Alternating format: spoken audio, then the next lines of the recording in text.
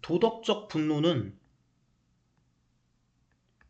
심리학적 도구다.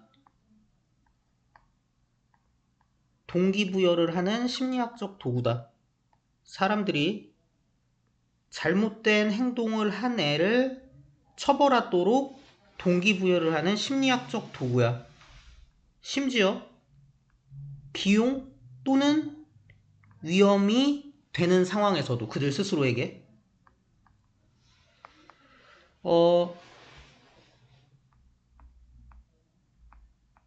도덕적 분노는 그것이 자신에게 비용으로 남거나 아니면 위험이 되거나 하는 상황에서도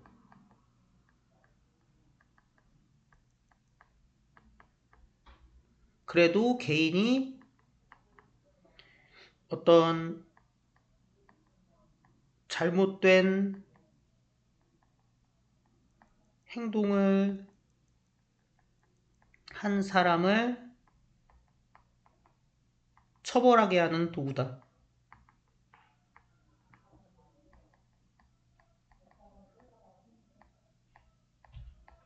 그러니까 뭔가 잘못을 저지른 사람이 공동체 전체에 대한 잘못을 저지른 건데 뭐 나는 특별히 큰 피해를 입지 않았어.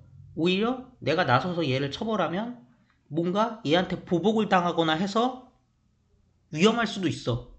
그런데도 그러면 이제 일반적으로는 그러면은 나는 얻는 게 없으니까 그 처벌을 안 해야 되는데 그래도 우리가 나서서 처벌을 한다는 거죠. 이렇게 처벌을 할 수 있도록 하는 게 뭐 때문이냐? 무엇 덕분이냐? 도덕적 분노 덕분이래요. 그것은 약속의 장치야. 그러니까 약속을 이행하도록 만드는 장치야. 바꿔 얘기하자면 어떤 썸띵이냐면 커밋이 모아서 보내다. 어떤 행동을 그래서 여기서 사람들을 모아서 보낸다는 건 사람들이 어떤 행동을 하도록 만든다라는 얘기예요. 사람들을 어느 쪽으로 보내요? 처벌 쪽으로 보낸대. 그러니까 이거는 사람들이 그 처벌 행위를 수행하도록 만든다라는 뜻을 가지고 있는 겁니다. 그렇게 처벌 행위를 하게 이 사람들을 처벌 행위 쪽으로 보내는 거야. 뭐에도 불구하고 누군가를 처벌하려고 막 애쓰는 게 위험할 수 있음에도 불구하고 피플들을 퍼니시먼트 쪽으로 커밋하도록 만드는 커미트먼트 디바이스, 그런 썸띵이 바로 도덕적 분노래. 이거 1번이랑 2번이랑 같은 얘기죠.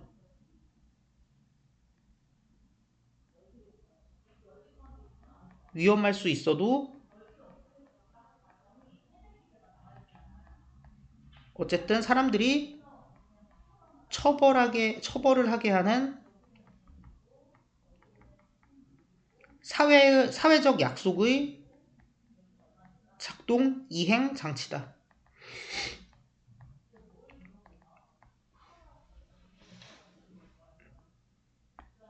이거는 이거죠. 우리가 목격했어. 네. unjust harm, 정당하지 않은 어떤 해로운 행동을 목격했을 때 그게 누군가가 커미팅이죠.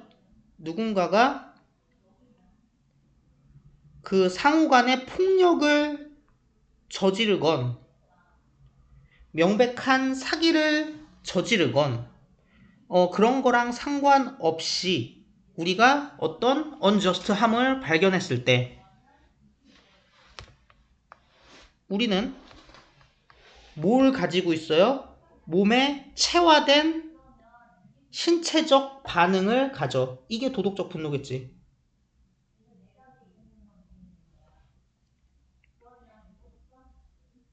그래서 그것이 폭력이건 아니면 사기건 우리는 거기에 거의 신체적으로 반응하는 거나 마찬가지야. 도덕적 분노는 신체적 반응이기도 하구나. 아예 선천적이거구나.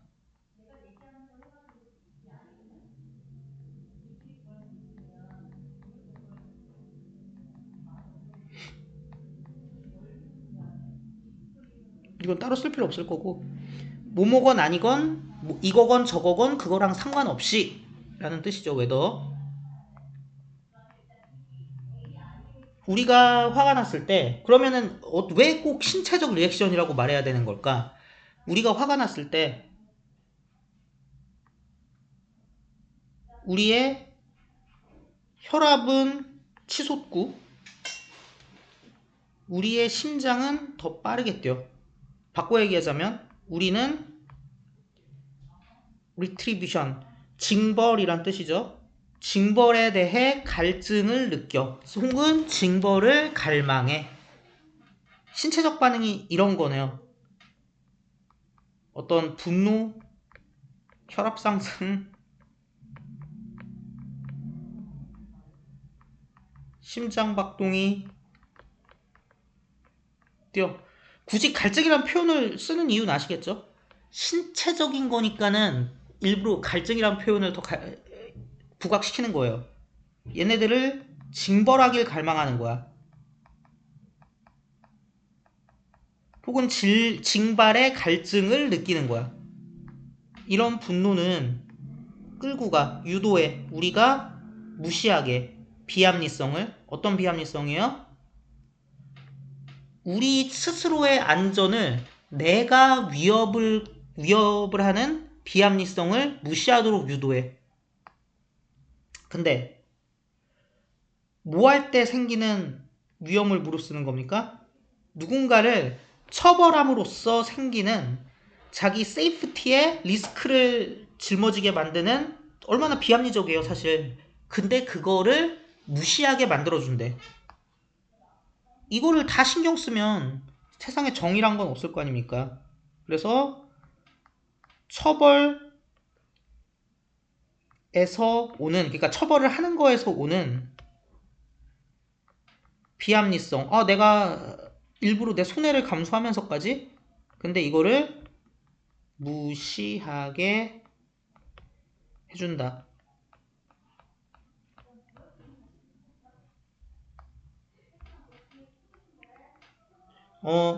어떤 하나의 상황에서도 레얼리니까는 거의 없는 거죠. 즉각적인 개인적 이득이 거의 없어. 뭐에 대해? 메이트가 나누어주다 뭐 이런 뜻이거든요. 그러니까 처벌을 나누어주는 거니까 처벌을 집행한다는 거지. 그거에 대해서 개인적 이득이 즉각적인 퍼스널 이익이 하나도 없어. 더 나아가서 종종 실제 위험이 존재하기도 해. 뭐 때문에? 네가 지금 여러분 처벌을 내리는 것도 일종의 공적 서비스입니다. 네가 저스티스를 서빙 하려고 하는 사람, 그러니까 이제 처벌하려고 하는 사람이죠. 그런 사람이 달려들 수도 있거든, 너한테. 또는 뭐 당장 안 달려들어도 미래에 get revenge, 복수를 할 수도 있거든. 근데 안 나서면 아예 가능성 자체가 없죠. 빵이죠. 그래서 당장의 공격이나 미래의 보복 때문에 그 언제나 실제의 이익 없다는 거 얘기해야지. 어떤 이런 처벌하는 거에, 그러니까 왜 비합리적인지를 조금 더 자세히 얘기해 주는 거죠. 이익은 없는데 위험성만 있는 경우가 많다. 그리고 요것만 살짝 보죠. 뭐 중요한 건 아니긴 한데 아무것도 안 쓰면 아쉬우니까.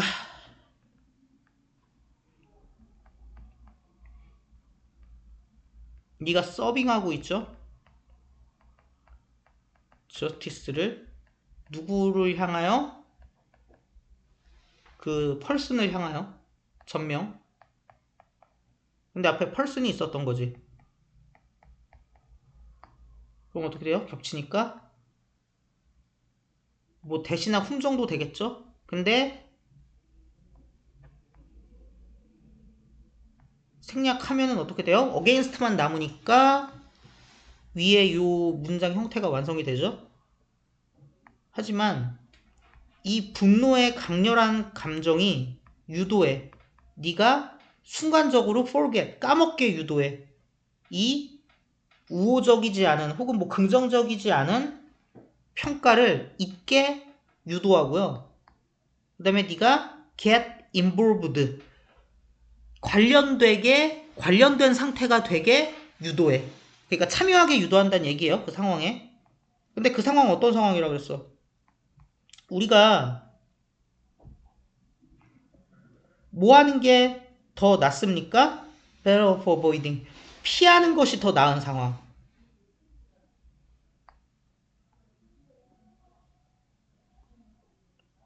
이런 시츄에이션에 우리가 get involve 하도록 유도한대요. 일단 아이고 일이 아니지.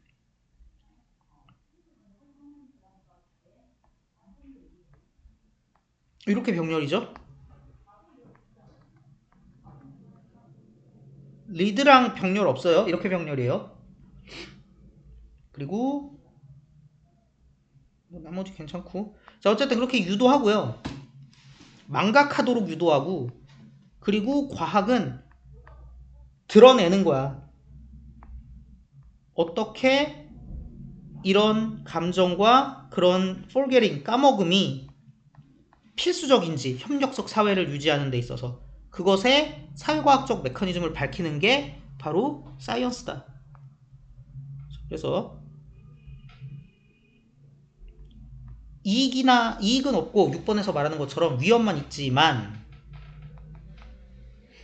우리는 결국에 도덕적 분노로 인해서 이 도덕적 분노라는 감정에 의해서 평가를 중단하고 그 문제가 되는 상황에 개입하는데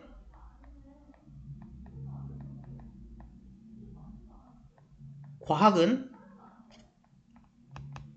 이런 그 상황에 개입하는 과정을 통해서 이것이 협력 사회를 유지하는 방식을 규명해낸다는 거죠. 이런 게 뭐 과학, 사회과학의 역할이다. 그래서 글의 내용을 좀 정리를 해보자면 도덕적 아웃레이지는 인디비주얼들이 수행하도록 이끄는 거죠. 행동들을 공동체를 위한 행동들을.